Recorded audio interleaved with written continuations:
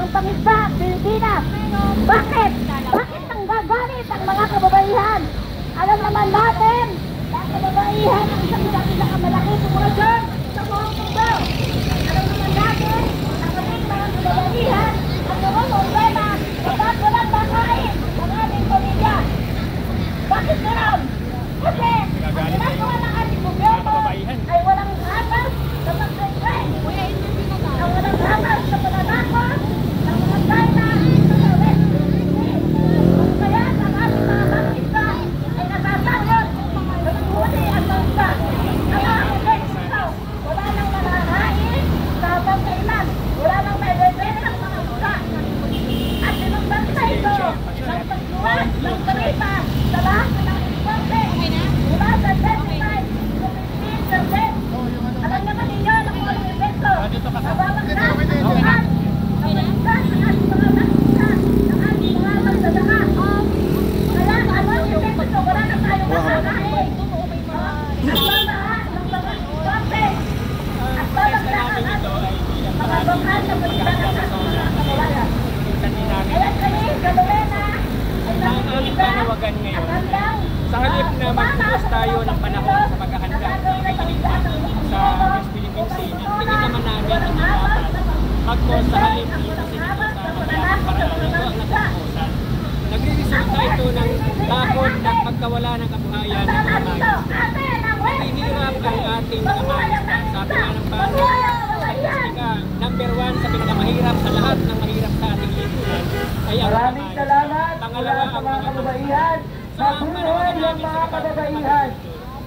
Sa bahagi nito naman, para sa pakikisa ng ating mga kasama mula sa mga sektor ng mga malalita, ating inaanyayahan na ating kasama mula sa Lupa, Manila, o Liga at Ugnayan ng pagkakaita ng malalita sa Pilipinas, Manila, sa kasamang Nita.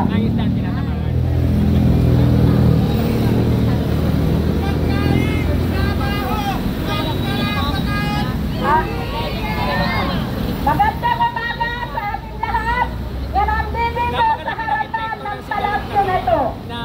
Tayo ay tiyas na isinalaban ng ating karapatan. At ang ilan na lamang na naglalakasyon ang nakakarating doon. Ikaw nga po ng mga kasama ang hinahanap po natin ay yung pagkain. Hindi po yung malaki sa pagkain ng ating mamamayan.